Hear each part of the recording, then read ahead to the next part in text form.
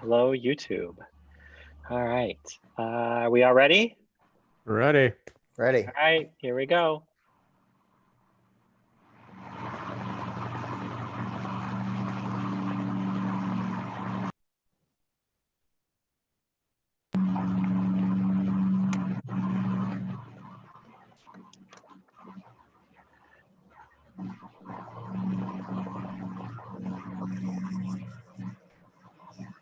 Hi, everybody. My name is Jeremy Steele. I'm the Executive Director of the Michigan Interscholastic Press Association and a faculty member in the School of Journalism at Michigan State University. I am joined today again for our Better Press for a Better World series by three professional journalists who I used to work with when I was a student here at Michigan State. So it's great to see all three of them again. Let me tell you about our guest. Steve Eder is an investigative reporter for the New York Times, where he writes about the federal government under President Trump, as well as Trump's related businesses. He previously covered the 2016 presidential campaign, writing in-depth articles about the candidates from Hillary Clinton and Bernie Sanders to Jeb Bush and Donald Trump. He joined the Times in 2012 in the sports department. In 2018, Steve was part of a team that won a Pulitzer Prize for public service for reporting on workplace sexual harassment issues. Hi, Steve. Hey. Eric Morath reports on labor, economics, and policy from the Wall Street Journal's Washington Bureau. Previously, Eric covered the Treasury and Commerce Departments, the Postal Service, and bankruptcy news. Prior to joining Dow Jones in 2008, he covered the U.S. auto industry in Detroit. Hey, Eric, how are you? Hi, very well. Thanks for having me. And Melissa Sanchez is a reporter at ProPublica, Illinois, focused on immigrants and low-wage workers. Her work examining Chicago's punitive ticketing and debt collection system prompted major city reforms, including the end of driver's license suspensions for unpaid parking tickets and debt relief. She previously reported on topics ranging from education to absentee ballot fraud for the Chicago Reporter, Catalyst Chicago, El Nuevo Herald in Miami, and the Yakima Herald Republic in Washington. She lives in Chicago. Hi, Melissa. It's nice to see you again. Nice to see you all. So welcome, everybody. For those of you who are joining us on Zoom right now, you can use the Q&A tool. You've got a button at the bottom of your screen to send us in any questions that you might have for our journalists today. We will answer as many of those questions as we can. If you happen to be watching us right now on YouTube Live, you can use the comment thread there to try to send us questions as well. And again, we'll try to get to as many of those as we can. So let me just start by asking all three of you, tell us a little bit about how the COVID-19 pandemic has affected and changed the way that you do your job. Steve, do you want to start?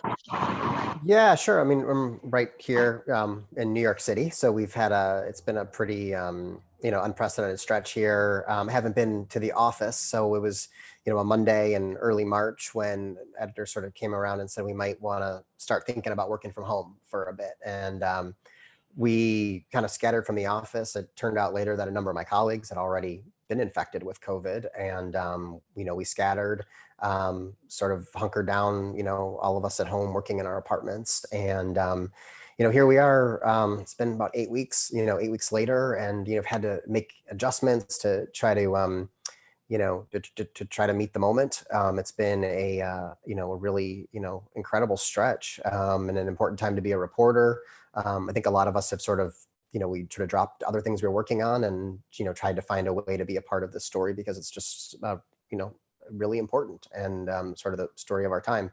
So I've done that and been writing about various aspects of, of COVID, anything from, looking at flight data to antibody testing to how the president's businesses are faring during this period. So it's been fascinating and important, and we're living it. So. And you're doing all of that reporting work not just from your apartment. You haven't left, basically. From right here and live from my bedroom, in New York City. Yeah. We're working the phones. There's been a few times, especially lately, where I'm like, gosh, in a normal time, we just jump on a plane and go where we got to go and do the story. But you make it work. It's not really, perfectly possible at the moment.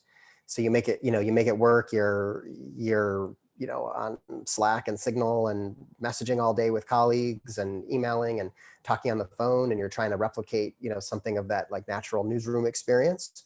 But you just hunker out, in some ways, the story focuses you, and sometimes it's sort of an escape from some of the strangeness of all that's happening, is just to be able to focus on the stories. And Eric, how has life changed for you as a reporter at the Wall Street Journal? Yeah, so similarly, I'm hunkered down in my basement here in the DC suburbs, and have been, replaced my regular coworkers with, my kids running around and building Legos. So it's a little different. The thing I definitely miss with a big story like this, I would have loved to be out and about in the country and talking to people. We've actually been, focusing more on the human stories, and sometimes the Wall Street Journal, we do a lot of number stories, and we focus on those human stories, and it's strange to do those without being able to meet and talk to the people in person. And then another change is, part of the reason I'm in Washington is to interface with the federal agencies. So for example, when we get economic data, there's usually a briefing that goes along with that and some time for us to prepare our stories. So now when we have the most attention paid to our coverage, we have no safety net. We don't have 30 minutes or 15 minutes heads up to kind of think through this. It comes out and we have to be ready and more prepared than we've ever been before to break the news. And Melissa, how about you in Chicago? How has your world as a reporter there changed in the time that we've been dealing with the pandemic? And I think really similar to Steve Allen's work and making sure this kid's alive. He's almost 3. And so he demands a lot of attention. And, we put him in front of like Dora the Explorer for hours on end and just feel guilt about it. So I'm not working, moving so fast, and stories get killed often because somebody else will do it first, the New York Times or the Wall Street Journal. And so we kind of have to deal with that and like roll with the punches a lot more. And so it's been really difficult. I'm a street reporter. I like talking to people in person, and it's a lot harder to gain trust with some folks. I'm on my cell phone all day, and it's not the same as talking to people in person. But all my day is spent like here in my bedroom, while the kid is screaming downstairs, and my husband's also working full time. And it's been a challenge, but one day this will be over, and I'm really looking forward to being back in the office surrounded by colleagues. It's hard to work alone.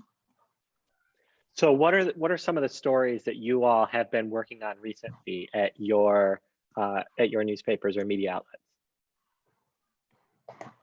Like for me, even before all this happened, I was working on a project related to immigrant workers in factories, and I was really interested in a community of Central American workers here. And I set that to the side, except for I didn't really, because we figured that all of us should continue to do work related to COVID, but around the topics that we already had expertise in. So the stories that I've been trying to do are related to conditions in manufacturing for temporary workers. That I'm hoping to do more work on Indigenous Guatemalans and how they're faring here right now in Chicago. So it's kind of all related to the existing work I was doing, but just trying to figure out what the accountability angles might be around COVID right now. I've been, so my beat is economics and specifically looking at the labor market. So that went from a very routine and predictable beat, because we kind of had a very steady and strong labor market, to one that got flipped upside down. And so I went from talking to people 1 month about how many jobs they're adding and how long this expansion could last, to talking about being in the worst recession since the Great Depression. So it was quite a change, but like I said, a chance to do some more personal storytelling, talking to people that have been affected by this, that have lost their jobs, have lost their businesses. And even some of the things that policymakers maybe didn't see at the start. For example, we did a story that got a lot of attention about how about half of workers would stand to make more on unemployment benefits than they did at their jobs previously, and how that complicates the labor market and businesses, and certainly, maybe as a benefit to workers in the short term, but many of them, of course, want to go back to work as soon as possible. Like all of us want to go back to visit with our colleagues as soon as possible. Yeah, I mean, I've sort of pivoted from, when this all was first hitting, we were finishing a project that we had been working on related to President Trump and his appointments, his judicial appointments. So we filed that, and that ran in mid-March. Then I've just really tried to find some different, areas of the story. I think the thing that I've kept in mind in the different, COVID-related stories that I've worked on has been accountability, and sort of looking at the decisions that are being made by any number of people who are kind of calling the shots in terms of government response, business response, healthcare response. So for one early piece, for example, we looked at inequity and getting access to tests. How was it that sports teams and celebrities were talking about getting tested for COVID while healthcare workers and others who were showing extreme symptoms weren't able to get access to tests? For another piece, we looked at travel. The notion of how, of flow of people into the United States and flights, and we're able to get data showing, how many flights had actually landed from China in the United States after some of the restrictions went into place, and sort of checking in real time some of the things that we're being told about the way that the response is working from the government. And that's, I think, kind of the underlying theme in the reporting that I've tried to focus on, during this. It's hard though to almost pick stories because there's so many different things you could do. There's so many different things to look at. And right now I have a bunch of things I'm kicking around, in progress, and it's hard to. It feels like there's so much to do, and so little time to do them. And like Melissa said, I'm waiting to see our stories in the Wall Street Journal or ProPublica. So it's very, competitive too. Are any of your stories not related to COVID-19? Are you still kind of all immersed in that as the major issue that you're covering? Every single story has to do with COVID-19. I have a couple that I was working on and they were totally shelved, and it's almost funny that we were like in the first couple of weeks where we were starting to focus most of our reporting on that, like, well, maybe we could just slip it in and resurface it. And now you look at the story and it's just like, it doesn't even relate to life now. So it just, that kind of goes on the back burner for some time. Yeah, and I think, like in ProPublica, we're having discussions about at what point do you resurface things? And like, maybe there is an appetite, maybe on a Saturday morning to read something that doesn't have to do with COVID, but it's really hard. Like, I think we're just going to have to keep having those conversations every 3 or 4 weeks. Like, is it time yet for this one? Like maybe in a month, but it doesn't seem to be going away anytime soon. So I think we've all been asking that question. We've got some good questions starting to come in from folks who are watching us live. Morgan is wondering how you get a variety of stories when everything that you're doing involves COVID-19 right now. Are you at risk within your newsrooms of being fatigued by this issue, and are your readers getting fatigued by this, or are you feeling like you're getting enough variety in what you're doing still? Go ahead. Go ahead, Steve. No, it's just so fun. Look, as a journalist, you want to be involved in the big stories and the stuff that really matters and affecting people. And so, I certainly feel like, I don't know, variety is the word that comes to mind, but just sort of the importance of the stories. It's not, you can't, I don't have any fatigue. Maybe if we get a few years down the line and we're still kind of in the middle of the storm on all of this, maybe we'll start to feel that. But right now, it feels so urgent that I don't have any fatigue on it. I just think it's up to us to sort of rise up to the moment to be able to do the right stories. So, that hasn't been a challenge for me and for most of my colleagues, as far as I could tell. I think the details matter more now, and that helps really create the variety of stories. Whereas in the past, I might have I want to do one big story that surveys where the U.S. economy stands now. Now I'm dividing this. I'm writing about restaurant workers. I'm writing about small businesses. I'm writing about manufacturers. I'm writing about people in Kentucky and Hawaii. We would not be doing stories on Kentucky's labor market like on a normal circumstance, but because they're leading the nation in jobless claims, we're doing stories on Kentucky's labor market, and we have another 6 different states that we're going to hit in the next 2 weeks. So it's just, there's so much more depth and interest in it. But I will say that like there's other folks that in the newsroom that they feel a little frustrated because their beats are cooler and they're trying to get, how can they be part of this story? And several of them have come and joined the econ team because our story went from kind of predictable again to quite busy. Yeah, I mean, and I think like in my shop, some people are fatigued already. There's some days when I feel like I don't want to do this, but I think Steve is right. It is way too important to be like that exhausted by it at the moment. One thing that we're trying, not consistently, but occasionally, I mean, just different approaches to telling a story. Like ProPublica is almost like sometimes just very formulaic, like accountability, but we've had some success with like surprising stories that are just very narrative, one-person interviews that have been like the most read stories like in the history of ProPublica. And so I think sometimes like it can be a story told, you know, you can tell a story a lot of different ways, but the way you tell it or focusing on a single individual has been really helpful. And readers don't seem to lose their appetite for it. I don't know what it's like for you guys, but our numbers are just like off the charts right now. People can't get enough of this. Yeah. Can I add one more point to this too, is that the fact that we're living this story the way we are, I think makes a difference too. You know, we're always to some extent living the stories that we report, or we have, you know, you develop, that passion to do the stories that are in front of you. But this is like unique. I mean, it's like affecting everybody, you know, in some way, and personally affecting you. So it makes it feel all the more urgent. It also affects your creativity in terms of how you think about which stories you want to pursue and which ones feel like they should be prioritized. And just that you're, you know, this sort of shared experience across the country of everybody relating to it. It affects your creativity and curiosity. And I think it can be in a pretty good way. We've got a couple questions from folks who are wondering about kind of how your organizations are keeping operating while everybody's working from home. Jackson is wondering, how are your organizations staying on schedule with publications? Obviously, Steve and Eric, you both work for news organizations that are still putting out a daily print newspaper. What sorts of things are you doing in your day-to-day operation to stay connected with your colleagues and to kind of keep on track with the daily news cycle? Yeah, we have a daily, I think in the economics team, we have a daily video call to try to keep in touch with people.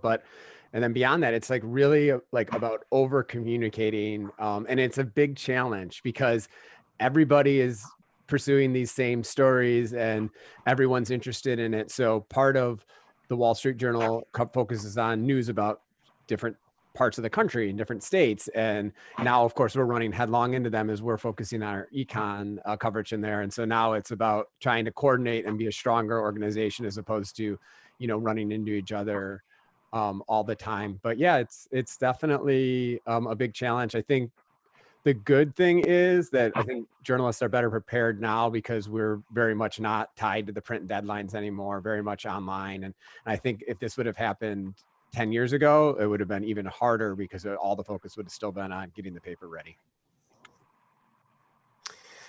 I think a lot of that holds. I mean, we're similarly trying to, you know, not run into each other out there on stories, and you know, our editors, I think, are doing a good job of trying to make sure everyone has their lanes, and just operationally, we're working on stories that make the most sense for, you know, for the moment. And there's also just good natural collaborations, and start working with colleagues you haven't worked with before. You sort of, you know, spark up a conversation on Slack or a shared interest or whatever. And then there's just good reporter to reporter creativity and collaboration that's going on.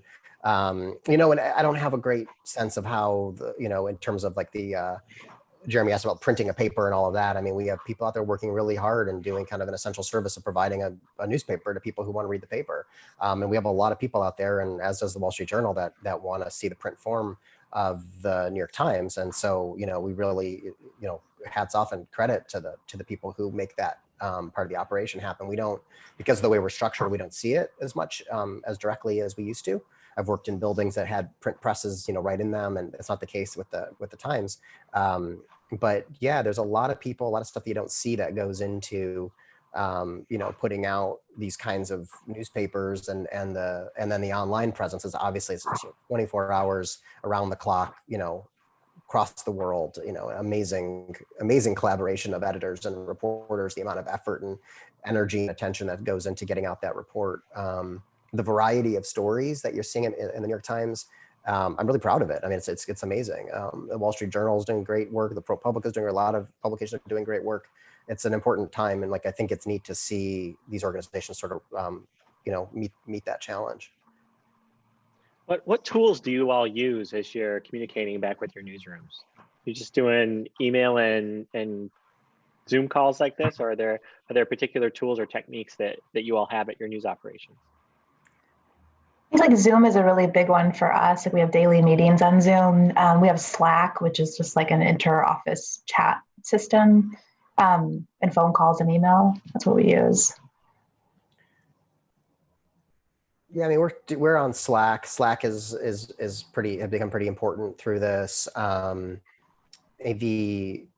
Hangouts, Google Chats, Google Hangouts has been another one that we use a lot. The Signal app, the encrypted Signal app, is good too for communicating with with sources. But as much as all these things are great and they're hugely useful, I like to pick up the phone, and I think a lot of my colleagues do. It means, especially the people who sit near you, people you work with a lot. You could go back and forth on Slack and such all day, but it's, still good to pick up the phone and, call your colleagues and talk it over and, and be a human being, ask them what else is going on and replicate some of that office experience and some of the stuff. It's sometimes just talking with people, great ideas come up. So we're very in touch. I feel very connected to colleagues still, and operationally, email, of course, too, is still there. It's still a big part of it. What obviously all three of you are doing your work from home, and we've got several folks who have questions about strategies that you use to try to get good interviews with people when you have to do those interviews over the telephone or over video conference like this. Are there some techniques that you found that work to kind of replicate that in-person experience at all? I spend more time than I normally would just asking them to sort of tell me what things look like, because I can't see it. I don't have any sense of even what they look like necessarily if I'm not in a video call. So a bigger focus on that. And then, I think it's good technique always in interviews, but really asking 2 or 3 times different questions that try to get at their emotional response to all this. I think that's a very important part of the story, but it's something that you're not going to be able to necessarily see. So trying to get them to tell you that is important. I spend a lot of time at the beginning of every phone call talking to people just about how they're doing, in person. I'm a pretty open book with folks I talk to, but it's a little bit harder over the phone. So I spend a lot more time doing small talk, asking about people's kids and home situation and health, and sharing what I'm dealing with. And I think for me, revealing whatever challenges I'm dealing with the screaming child, et cetera, kind of helps disarm people. And that helps create a little bit of trust. And that's a good tip, Eric, about asking about what things look like. Sometimes I'll ask folks if they can take pictures or do even record a video of themselves in the space where they are. Sometimes we can use them in stories and often we can't. It doesn't do it. It's not the same as meeting somebody in person, but it's close as I can get. I think those are great advice. I was gonna, just sort of echoing Melissa, just be, be a human being. This is something very human about what we're all going through here, and having a little bit extra time for small talk and just, how's it going? What's it like? And relating the experience a little bit can go a long way into breaking the ice and having a better conversation with somebody, a better interview. I have found the upshot is that a lot of people have time on their hands and are more available. And I don't feel nearly I got to get off the phone or I got to go. Sometimes it's usually I hate to end interviews. I always feel like I want the person to say they're done. I don't have any more questions to ask, but sometimes I'm yeah, thanks. I got to go. We've been on talking for an hour. People don't really have to go to the theater. I mean, right now it's, unfortunately. How do you all go about finding your sources? I mean, you can't go out and do person on the street interviews in this environment, obviously. And I know a lot of what you do isn't necessarily go out and talk to random people, but how do you find sources when you're, stuck in your bedroom or your home office or the basement or wherever? Yeah, it's more important than ever to find real people to illuminate these stories. I find through some various channels like business groups and labor unions and worker advocates can kind of point me to real people, but we're also having a lot of luck using our own platform to find people, whether it's as simple as when someone responds to me to complain about the worst story they've ever read. I said, great, I'd love to interview for you my next story. But we're also now using tools where we're directly asking readers online how they've been affected. And then with being upfront and saying we might come back and call at you. And we've gotten thousands of those responses, and they've been good people to be men and women on the street virtually. Yeah, we do a lot of that, like the engagement reporting with the tens, thousands of responses from folks. I feel like there's two kinds of reporters, like the reporters who look at a system from the top and then work their way down and find like the people for the big picture stories. And I've always been more of the reverse, that I kind of start from the bottom and work my way up. So I don't go into things knowing like I want to do a story about like this topic that's happening or this problem, but I just talk to people about what they're dealing with. And so when this started, when we all kind of shifted to working from home, I was in this like land of like manufacturing workers, and on my cell phone I might have had names and numbers of like 100 people I talked to over the past 6 months for this other story. And I just started calling them one by one and saying like, hey, remember me? Like I'm putting that other story to the side, but here's what I'm interested in. I'm just curious about how work is going, how your family's doing. And I had these conversations over and over and over with people. And I told people like, how is your family? How's your relatives who work with you? What do they work in? And kind of that's how I find right in this moment. That's how I've been finding people, like through word of mouth, through this, this community of like poor working immigrants in Chicago. And as a result of doing that early on and then checking in with people occasionally, I get calls. I just got a call this morning from the sister of somebody I'd been interested in for a while, telling me that her mother just died in the hospital of COVID. And then she kind of gave me some ideas for a story that I haven't seen yet in Chicago related to the death. And so I may or may not ever follow that as a big thing, but I sort of work just with my existing people and then try to expand that network. And then eventually I have to think of like, what is the big system story here, and look and work my way up and figure out who the experts are. So great ideas. I don't have a whole lot to add, but two thoughts. One of them is, every call I always ask, I get to the end of the call, especially if it's a good call, I say, so who else should I be talking to? Any other ideas, other people out there in your network or anybody that might just, have some good perspective to share on this topic. And that always, unfallibly, if someone wants to be even the slightest bit helpful, they'll send you a few names, and that leads to more people. And if you keep having those kinds of interactions with people, you get more and more. The other thing is, it's just social media. I mean, it's you're doing good targeted searching of social media to find people, who, if you're working on something and you're trying to kind of piece it together and looking for sort of the real life examples, you can find things. I mean, one just quick example, we did a piece on antibody testing for COVID antibodies, and we were, this was 2 or 3 weeks ago now, a little earlier, everything in this feels like, a week feels like a year, but like, who doctors, medical facilities, who is giving out these tests already? What are they thinking? What are they doing? And I was able to find just some folks on Facebook who were posting that, hey, my doctor's office or our medical facility, we're doing COVID antibody testing, and they were like kind of at the front end of it. And he's just, called those people, hey, saw your on Facebook, let's talk. And, often people are eager to tell you about the things they're doing, especially right now. So that kind of stuff has worked pretty well, in addition to all the great suggestions that Eric and Melissa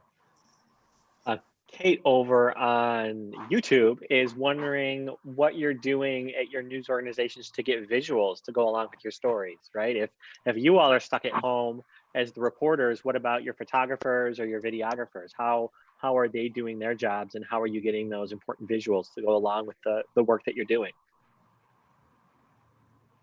Well, our photographers are still out there, doing, taking a degree of risk and taking photos, and really grateful, for that, and video the same. I think there's an additional emphasis probably on graphics, but it's such a story that lends itself so well to graphics, to visually explaining stories. And Eric can probably talk a lot more about this than I can, but that's another big aspect of how to illustrate, a story. And I've said from day one, this is a huge data story.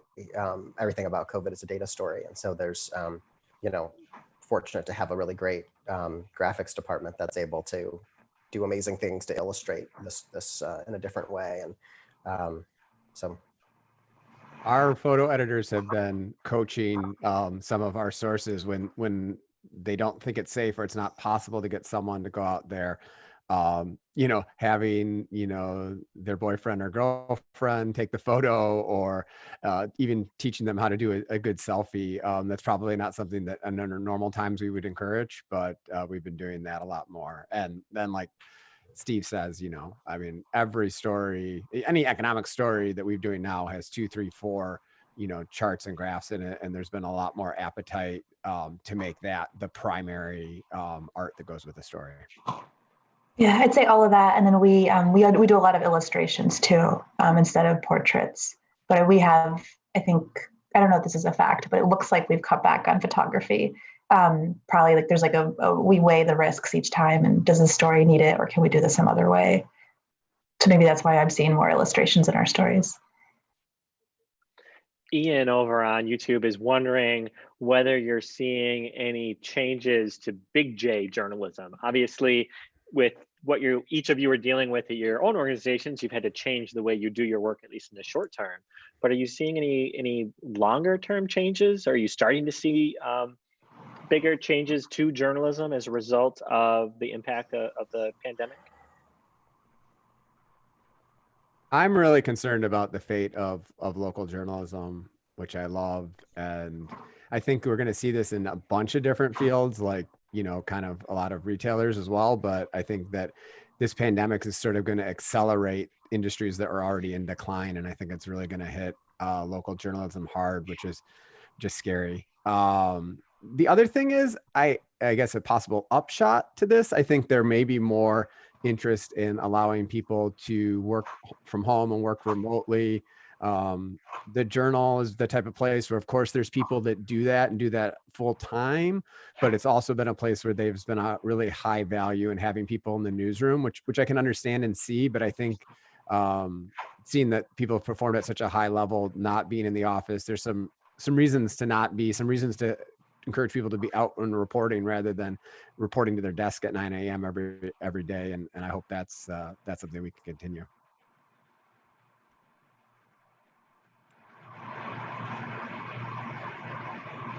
How do each of you deal with just the stress of your jobs during this time? Obviously, being a journalist has never been a stress-free job anyway, but now you're stuck at home with kids and families and dogs and, not that ability to escape also from that environment. So how are each of you kind of dealing with just the stress that we all are dealing with during this time? Well, I don't know how healthy it is, but sort of doubling down on the story, when you can't control the other things that are going on around you, as a journalist, it's easy to say, look, this is the one thing I can do in all of this is to focus on the story. And it can be, that can be tough. It can be, but that's, trying to tune out the other things that you maybe have less control over in the middle of a pandemic and say, are any of us surprised that Steve's answer is to do more journalism? Yeah, his stress relief is journalism. I think it's been really challenging because since you're at home and you're always on your computer and on your phone, I just noticed, I was like, oh my God, it's 7, it's 7:30, it's 8, it's 9. I'm still working because but because I'm taking little breaks during the day to deal with the family situation or make the kids lunch, things like that. And so I think that is a concern. One of the things that's been nice is my organization's been trying to encourage, and I've been trying to take advantage of, like, taking the full day off, like take a Tuesday and just take the whole day off and put up the away message and try to take a break, because it's really hard day to day to not work 10 hours. So sometimes you just have to make the hard break and make them call somebody else, make them reach another editor. Yeah, I've been trying to really protect my weekends and not work, which has been great, like to cook or to do something, go for walks at night with my husband and kid, in the middle of the day. And I still have, we still have to make sure this person's alive and not going crazy. So before this call, I took an hour and I spent some time building Legos and reading books and putting him down for a nap. And I mean, sometimes I'll end up taking a nap with him, and it's like, I don't know what to do. Like, sorry guys, I can't work the whole time. So it's not exactly stress relief, because caring for a child is still like a lot of work. I can't wait to have a vacation by myself somewhere. But I think kind of for me, like setting some clear boundaries of like, when the kid goes down for sleep, like I have to not look at my computer anymore. I'm also hearing it from him. He's like, he tells me, I need an office too. I need to have a meeting too. I need to get on a work call. Or he'll cry if he sees me on the phone. Like, I don't want you to make any more calls.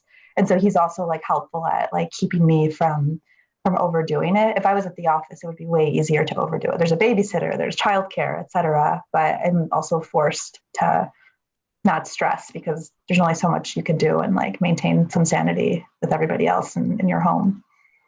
Is your workload similar to what it was pre-pandemic? Are you all working the same, less, or more? Kind of lost track. Way more. Yeah. Like it's like not even close. Like the nice thing, the reason I'd encourage people to consider economics journalism is because we have weekends. It's fairly predictable. It's a lot of enterprise, not a ton of breaking news type of stuff. Or if the news breaks at like convenient times, like 8:30 in the morning. And this has been different. I've been asked as we've had more people coming to our team that don't really know about economics. I'm doing coaching and editing with them in addition to trying to do my regular job. But that's what we're all here for. We're all want to cover the biggest stories of our lifetimes, and this is at least the biggest one in 20 years. Yeah, I find it a little hard. That's a good question. It's a little hard to compare because like I was saying earlier, kind of living the story and doing the story at the same time. So it's almost like you're sort of always thinking about the pandemic, about COVID, about the ramifications of everything. And so it's almost hard to separate. It is difficult to kind of get that clear separation, like Eric and Melissa are saying, from working to not working. The days sort of blur into each other, a bit. I mean, a couple more. I would just to that last question, trying to get a fair amount of sunlight. I think that's really helpful. I've never appreciated like sunlight as much as I have until this period. Just like because you're not outside quite the same way that you normally would be, and I've also really enjoyed having my dogs with me. I think that's a good stress relief, and you're working hard all day, but like right now I have one of my dogs between my just like hanging out on my lap, like with me right here. So that's one of the sort of nice unusual parts of getting to work from home and just having like your pets around, and my wife's working in the other room, and it's just you manage through those things, and it makes it a little easier. All three of you do a lot with accountability journalism, obviously. And Victoria is wondering what advice you have for student journalists who are out there covering hard stories that might upset administration, their principals or other administration, or students even, and teachers at their school.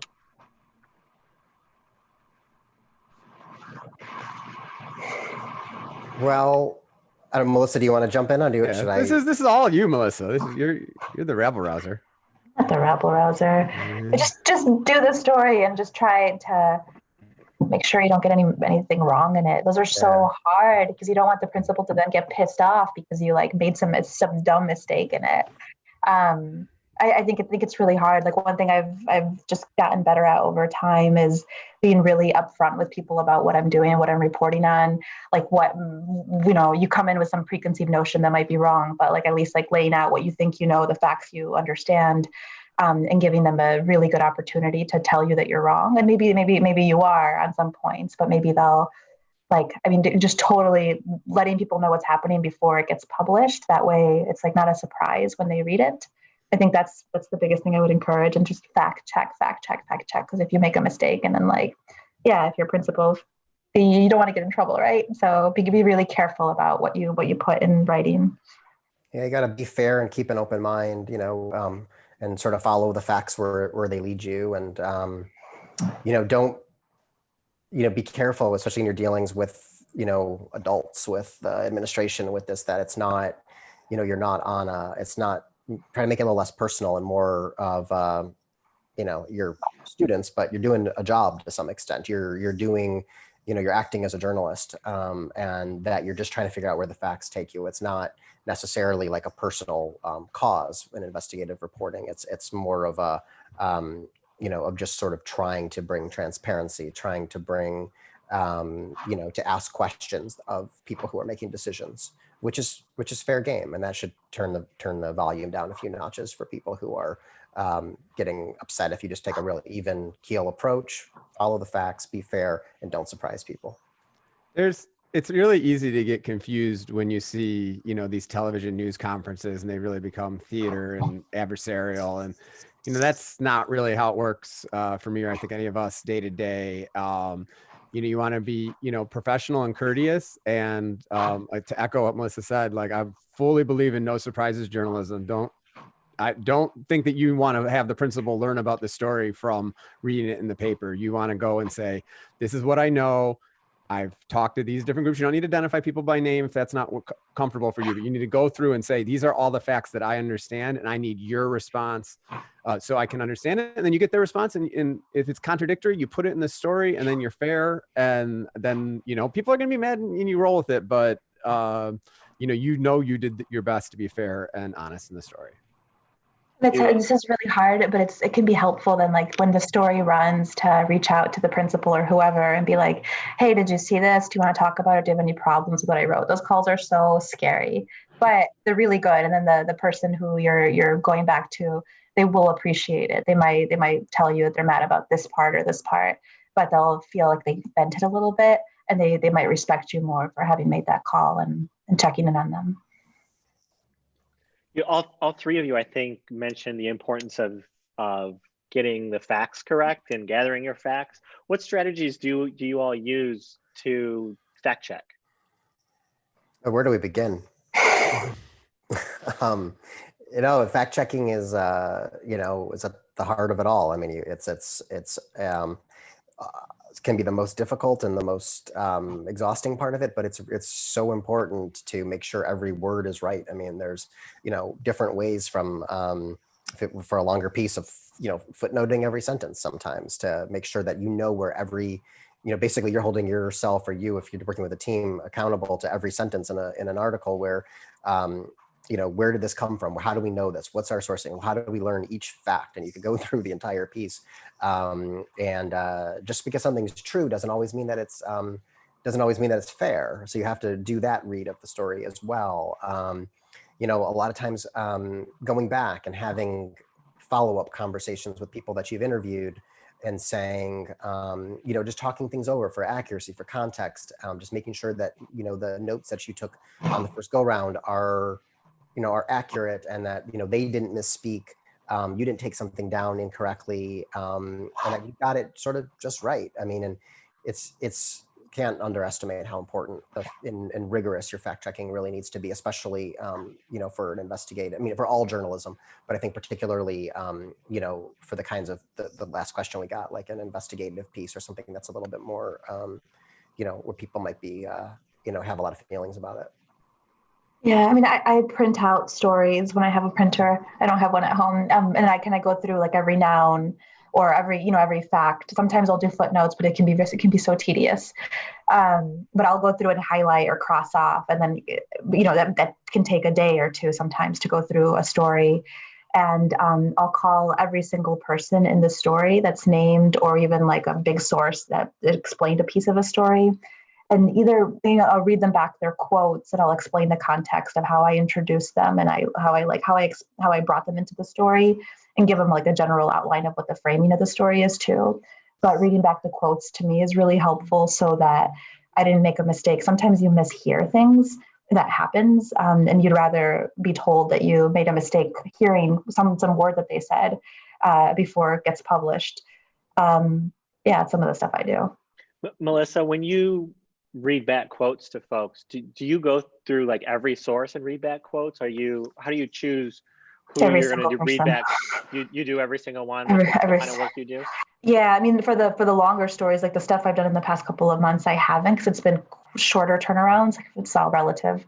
But yeah, for bigger projects, I'll call every single person back and make sure that they know that they're in the story. We think it's going to run on Friday. Here's the general outline of the story, and here's how you fit in and what I understood that you told me. Like, did I get this right? Every single person. We also, everything gets lawyered. We have a couple of lawyers on staff who read our work. They check for things like fairness and accuracy and legal stuff. They want to make sure that we don't get sued. And for more controversial or just more adversarial entities that we're dealing with, we might send them like a statement of facts. We won't send them like the actual text before it runs, but we'll change the wording to look more like just a fact. And here's this fact. We're going to say all of these things, and we just want to make sure that we got this right. We might have follow-up questions, but I know I've done that on a couple of occasions with really difficult organizations that we've written about. And then you take whatever they say. You don't just do it. But if they say like, actually, I really meant to say blah, blah, blah. And it might make the quote less exciting. But if it comes from like a real place and it's like factually true, I will let things go. Like there was I remember a bankruptcy attorney told me something that I forget what the quote was, but it was really good and juicy when I read it back. He's like, yeah, I probably said that. But what I really meant was some other thing that shed more light on what he meant. It was better context. It was more important to say what he meant to say than what he said the first time around. So you kind of make decisions on each of these cases. Like, do I go with like the more scandalous thing, or do I go with like the more concrete, serious thing that he meant? And I tend to be more conservative, and I'll go with the correction if it doesn't change like the point, or like the main. I mean, if I don't let people say like I didn't mean to talk to you, or just totally backtrack on a story. But for little things, I'm really open to negotiation because it makes people really happy. It makes people feel relieved that they know what's coming, and it builds more trust and more likely to want to keep talking to me after the story. And a story is not just like I do a story and then I run away and I never revisit this topic again. Like stories keep coming back and haunting you for years. And it's helpful to have those sources. I can call Patrick up and be like, hey, do you know about blah, blah, blah, other random thing? And he'll be more willing to help me because I treated him well the first time around. Eric, are there strategies that you use for fact checking at the Wall Street Journal? Yeah. I think obviously going over and checking the numbers is extremely important. And I like to run those by people again, just as I do quotes. And, I think it's really important to think about when you differentiating your sources a little bit, if it's, sort of a person that talks to the media all the time and is really savvy, versus, this is the first time they've ever talked to a reporter. I think that person needs to more care and attention, more follow-ups, just to make sure you really have it nailed down. The other thing is asking people that aren't directly involved with the story to give it a read. I think is a really important thing to do. In my world, I can get very bogged down in jargon or think everyone understands what the unemployment rate means, and they don't. And it's great to have people say like, hey, that's a lot of numbers and stuff. I don't get it. I don't know what you're saying here. And then take that as honest feedback and rewrite it so it meets a general audience. Let's shift gears a little bit. And I'm interested to know a little bit more about how you all got into journalism and where you are now. At what point did each of you realize that journalism was something that you wanted to pursue? The moment I met Jeremy Steele? Is that the right answer? I mean, for me, it was definitely when I was in college and working with y'all at the State News, because that was a great opportunity to kind of test it out and see if it was something I really enjoyed and liked, and it really clicked with me. I felt so passionate about it in a way that I didn't anything else. So I knew that that was for me. And in all seriousness, and not only did Jeremy help me get started at the State News, he also helped me get started with my career. So I owe him a lot. I wouldn't have ended up at the Oakland County Business Review without Jeremy Steele. I think I got started in high school. I mean, I worked for the high school paper, and I'd worked for the middle school paper and for the elementary school paper. I always thought I wanted to be a writer, like a fiction writer of some sort, but I really liked the newspaper and writing stories that made the principal mad. I got a lot of delight in that. Like it made like I found like my place. I never quite fit in high school, but I felt really, really good about like doing journalism that, made people like pay attention to issues that I cared about. In college, yeah, Jeremy Steele hired me at the State News. Like college was a really great opportunity to get to do the work full time with a bunch of crazy people like Steve, who like gets stress relief from journalism. Yeah. So from early on when I was a teenager, I think. Yeah, this is it's sort of all I've ever sort of wanted to do, going back to a pretty young age, but I had bad knees growing up, and so I couldn't really do much with sports. So I thought, oh, I'll do the Friday morning sports report, that kind of stuff, like as a pretty young kid. And, some of my first real experience with written journalism though, was at MIPA summer camp. And after I think it was after my freshman year of high school, and took the sports writing class at MIPA, at Michigan State, and just, sort of fell in love with print journalism, and kind of the rest was sort of history. I mean, it really, investigative accountability journalism definitely started to grow on me in college and working with you all. And I started off with a high interest in sports, and that sort of morphed into other aspects. And I think the more I've learned about journalism and the different possibilities and ways to use it and the ways to do it, the tools that we have at our disposal, from public records to data, and it's become more and more fun and interesting. And find a job that you're passionate about. I mean, that doesn't really feel, this is very cliche, it doesn't really feel like you're working. I mean, and a lot of times because the work is so interesting that you want to do it, and you feel like you're doing something important. So that helps a lot. I've always sort of felt that way, and it certainly hasn't waned. All three of you are at big media organizations that a lot of people kind of dream and aspire to get to. How did you end up getting to those places? What kind of path did it take? I know that you didn't just graduate from Michigan State and walk in the door at ProPublica and the New York Times, but from the Wall Street Journal. What did it take to get to where you all are at now? Well, I mean, I'd say it was a lot of building on things, building on experiences, building on, an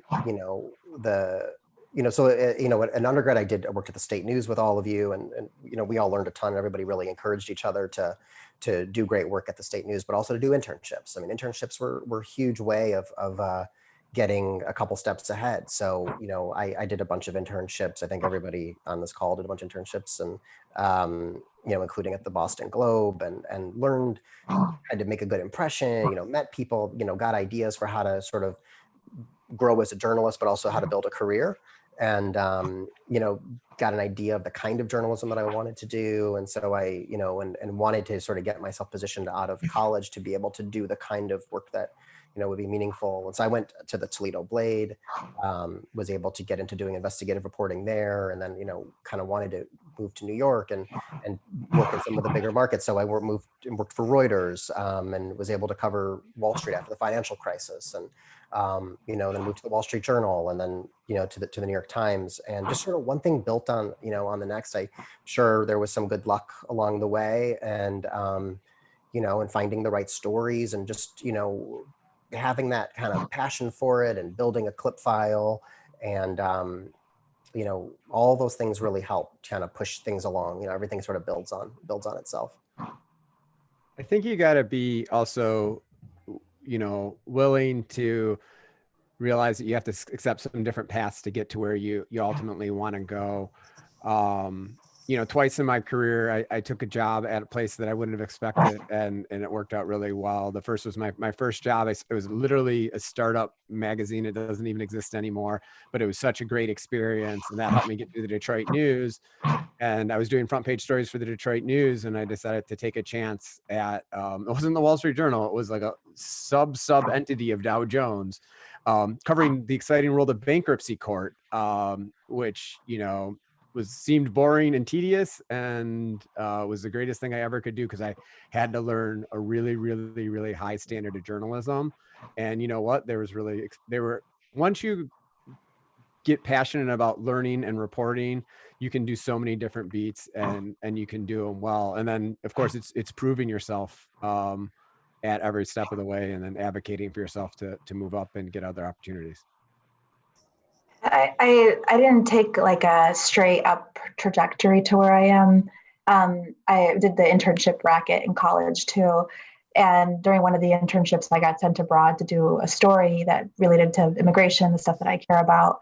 And because of that story, I was able to get a grant to spend a year anywhere I wanted in Latin America doing reporting. And so I did it, and I had like offers to go to big national publications. But I'm like, screw it. I'm going to go, figure out what it means to like live in this part of the world that I care about and that my family came from. So I spent a year in Nicaragua, like the poorest Spanish-speaking country in Latin America in that moment. And it was a really interesting year to go down there and to do some reporting. But I came back and like the economy had crashed, and like the jobs that I had promised the Miami Herald, et cetera, were like not existent.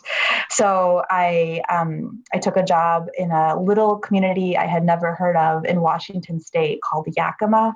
That was a farm worker community. And I went because the editor there, just from email exchanges and the way that she described the job posting, it sounded to me like she saw the potential for somebody to come and do stories, like enterprise stories about farm workers and gangs and things that I didn't know a whole lot about, but I care about the people who do farm work, about a lot of undocumented Mexican labor.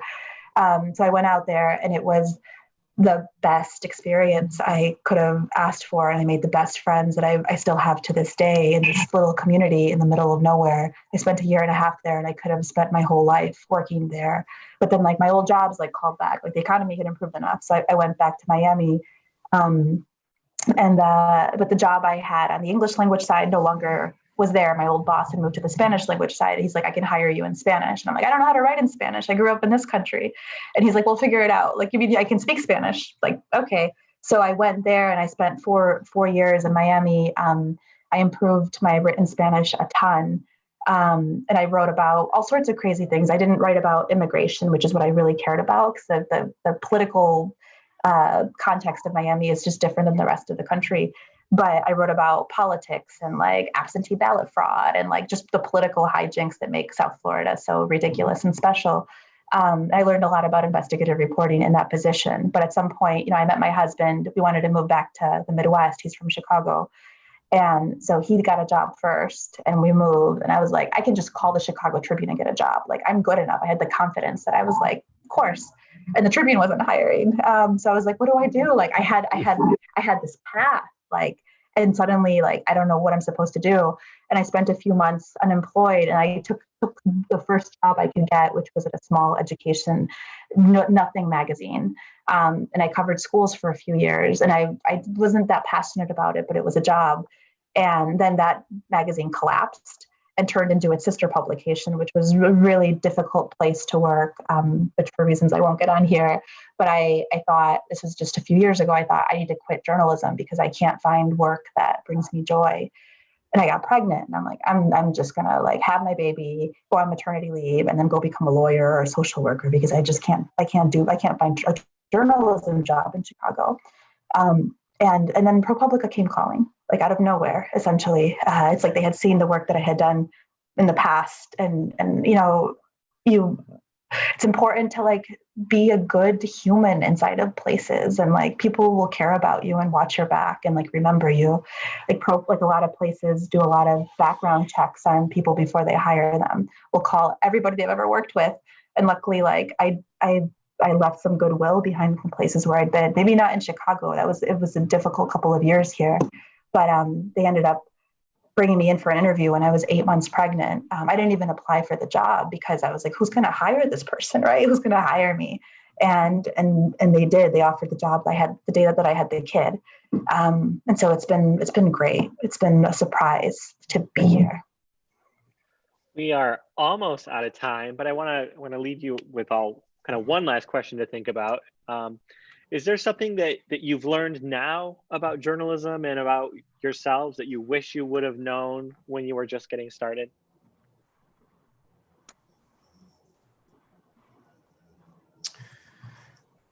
Well, I mean, sure. I mean, I think there's you're hopefully as a journalist or whatever you do in your career, you're constantly learning and sort of analyzing your approach and all of this. And I think that, I mean, I guess it feels like it's come up a number of times. Melissa just said something about being a good human and like being, and I think that kind of stuff is really, over the years, like, taking like, especially a moment like this, taking a moment to slow down when you're calling people to talk to them about how, any aspect of this pandemic, like just making sure you take the time to like do the human thing, like talk to you and care. And the conversation sometimes just wander on, and that's good. That's a good part of, of how we should be. Early on in your career, sometimes as a journalist, you're on deadline. You're just trying to like get the story filed to get on to the next thing. And that's okay. It's a normal part of getting used to things, but like taking that extra minute to actually connect with people and connect with sources, connect with colleagues, connect with the world around you as a journalist. And, you're trying to get records from a records custodian and like remembering that's like somebody trying to do a job, and that you're just, slow down and a little bit and just try to relax and be, and take the time to talk it over and be really thoughtful in how you interact with everybody. Yeah, I think I would say that's really good. Also, like, you're gonna fail sometimes. You're gonna like make mistakes and beat yourself up over it. But like, I remember this old editor I interacted with a few times told me like, there's always a newspaper tomorrow. Like, I mean, maybe there won't be like, in a few years, but like, it's just one moment and you can get past it and you learn from it. You go back and remember it, but don't like dwell on it and kill yourself. Like, you're gonna screw up, but then you can not screw up the next time, and then you can help somebody else not screw up too. So it's okay to make mistakes. You only learn, I think, when you do them. But just pick yourself up and it'll be okay. I think I've learned, and I wish I would have known more, to just be a little bit more patient, even with your career and your expectations. Like, you're going to have a lot of opportunities to get there. And if you're not on the front page right away, or you're not at the place you want to be right away, we've all been there. Do the best work you can where you are. And I think you'll get noticed in the longer run. And I think that's what I've seen a lot of people that have burned out, is they just, I need to be in the front page story. I need to be covering the White House or whatever it is they want to do, covering the Detroit Tigers. And it's going to take time to do that. But if you do really great work there, I think you'll find it to be a rewarding career.